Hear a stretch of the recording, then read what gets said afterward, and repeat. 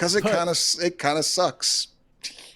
It kind of sucks being a man, Yeah. and just men kind of suck. I mean, we do it to ourselves. We talked about this in the past, like in the It past. is a cyclical thing. Yes. Yeah, like who we were as teenagers, the decisions we made, everything like that. Yeah, Yeah. basically every innocent guy out there, we were all assholes at one point or another, just Yeah. trying to be cool, trying to do the thing. But we pretty much all of us, definitely most of us, sacrificed people's feelings and well-being along the way just because we didn't want people to look at us. Right. Yeah. But that's Like not just men. That's also women. That is I human nature. I'm I being a little mean, just hitting one gender with it. that's true. Yeah. But it is very much a self-fulfilling prophecy type kind of thing to a certain degree. Well, We that's the do it thing to because ourselves. We like do it to each other. back in like the '60s and even the '70s, like I go back, I read books that were released then that were major hits for like big tough guys and stuff like that. Like honestly, my favorite book, still my favorite book, probably will always be my favorite book, Where the Red Fern Grows. Okay. Show me a single example of toxic masculinity in that entire book. It doesn't exist. Okay. It's Yeah. it's wisdom, it's caring, it's being wise, it's financial management, it's a little bit of sexism and stuff like that. But Wilson Rawls, this was like this is basically a true story of his like childhood. This is Right. his story. So it's sexist, but also that is the reality of what that was. So you can either bitch about it being sexist or you can appreciate it for being a true story. Can't really have it both It's a ways. balancing act sometimes.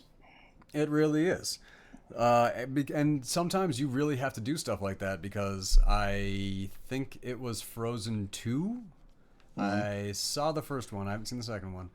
I kind Same. of doubt I will see the second one. I don't have any children in my life that are that age. Same. Um, there's a random black guy in this European country in like the 1700s. Sure. I mean, hey. Inclusion is important. However, the story on how a random black man wound up in that position is not a good implication. Just, I mean, because like I said, you want inclusion. However, if you don't do it right, that you tossed a slave in there, and you're just not referencing the fact because how in the hell else could that have happened? Like that's one of the and If you that's want a not head my candidate, point. yeah. That is a point that I actually took from outside sources, but it's a really good point. Mhm. If you There are like the ways to TV head show candidate, yeah. Vikings, you Yeah. have the Christian character that was kidnapped and he was kept alive because they wanted information. It made sense why there was a random Christian in the land of Vikings. Sure. Yeah. That made sense. It was a story that was told, and it made sense. It was a horrifying tragedy that and how that came to be, but we knew why. But Yeah. when you just throw characters in a story for the sake of inclusion and it doesn't really make sense, people kind of fill in the gaps on their own, and that's kind of what happened with Frozen 2. It's like it's really I get it, but Yeah. if you don't do it right, it just winds up being wrong. Personal opinion. Yeah. I, I mean, at the same time, why I not mean, just make him an ambassador or an yeah, emissary or making an something ambassador, from that? or Like at the same literally, time, see, here's the thing, and there is something to be said. There is something to be said for, especially, I'm constantly kind of like doing this up, as a sci-fi fantasy writer. I got to constantly ask myself this question, you know, um, if you want to have, varying diversity in your cast of characters in an ideal world, if you're writing trying to create an ideal world, in an ideal world, the diversity would happen and not require a reason. But at the same time, but that's fantasy, and you can that's do that. that You can again, do that in fantasy. and it's like, but at the same time, it's kind of a can you really write that character um, doing justice to the people it's supposed to represent if you're not including their I'm running into experience? this running into this exact problem with the other series that I'm working on.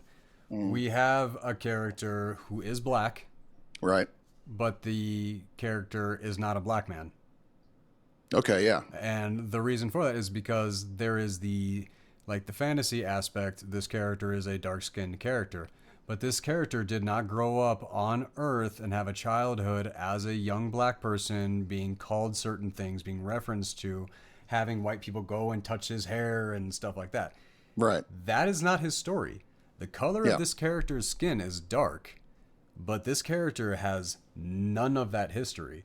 So the character is a black man, but that is not an Earth American like that story does not care. So does the character Right. like So I yeah, hear that's you. the question: is that Yeah. inclusion? Is that pandering? Are you yeah? It's And a it's a tough really one. Yeah. fine line, and like I said, I'm walking it on the other series I'm working on, and Yeah. that's the thing because we have characters call him like my N word and everything like that, and I'm like, are we gonna have him saying that word?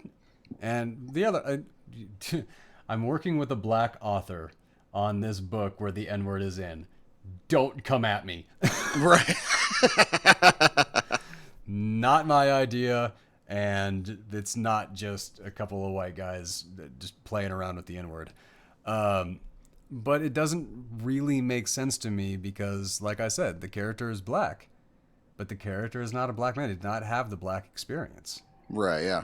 So, like walking that line and hitting that fine line, it is because no matter what, And it when you're is it. working on any project, any art project, when you're writing anything, you're never gonna make Yep. everybody happy. Yeah. Oh yeah. That's But true. you also have to decide how mad do I Yeah. really want to make people?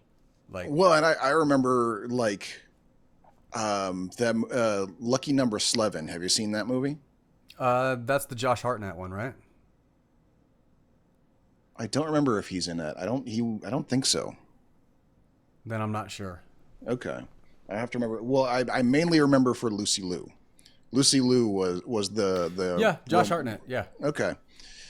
So yeah, that one of the reasons that movie always stood out for me.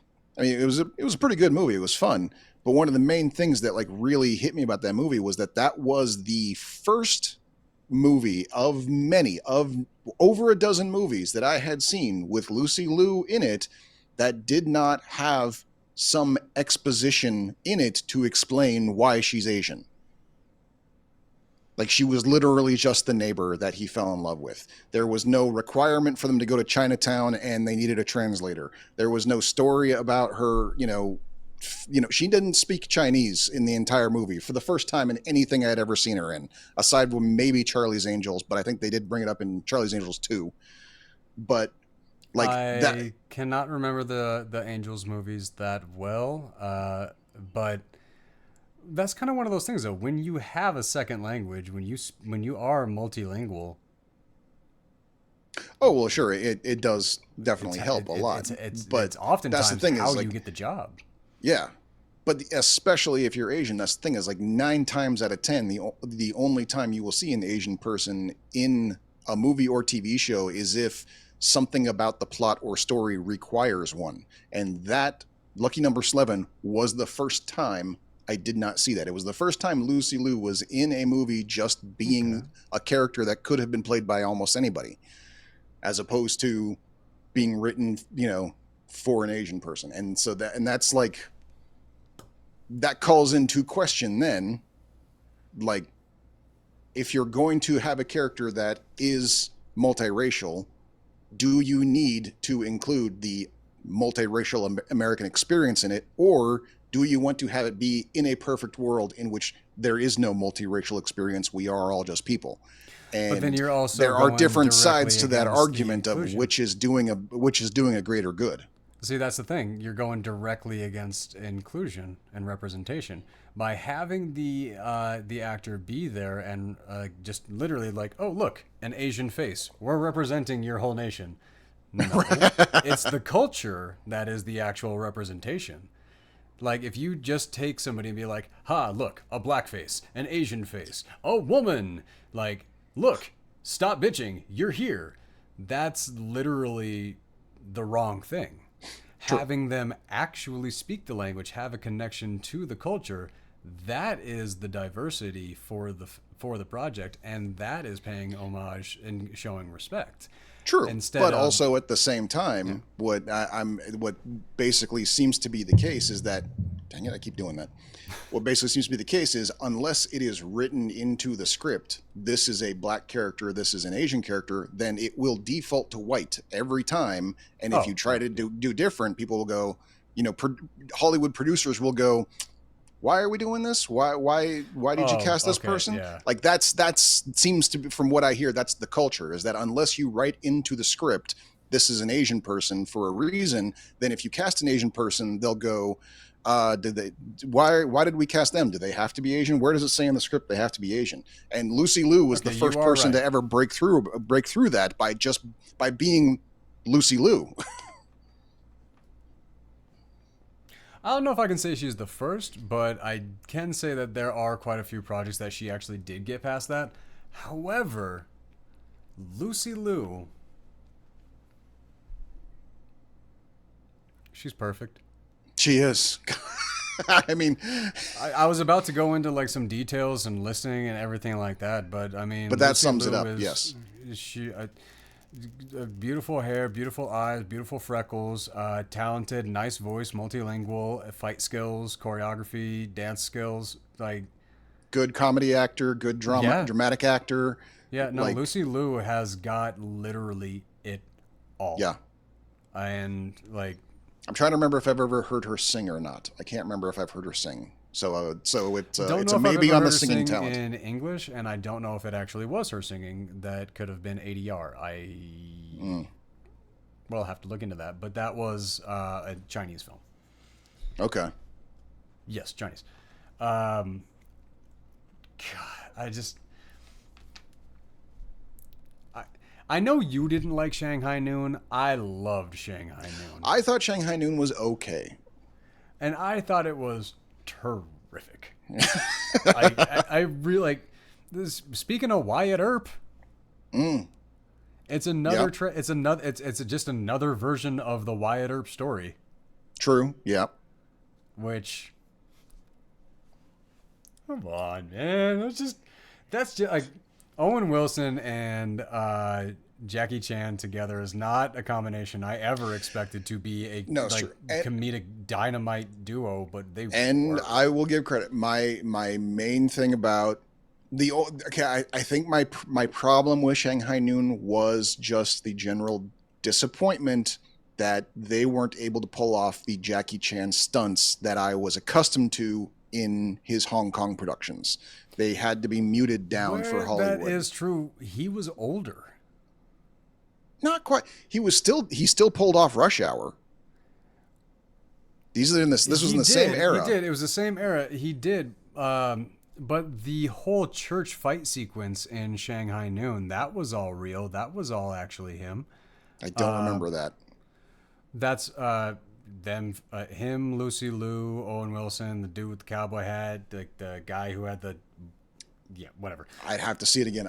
I watched the movie one time and that was it because Oh, it dude, didn't no, it like didn't hit me as comedy much. action movie, like for me at that era, no, I easily saw that movie 50 times. Okay. Like comedy action, that is right right up my alley. That is I shouldn't have done like a going up the butt thing when I said up the alley. That was I think I'm going to regret that in the future.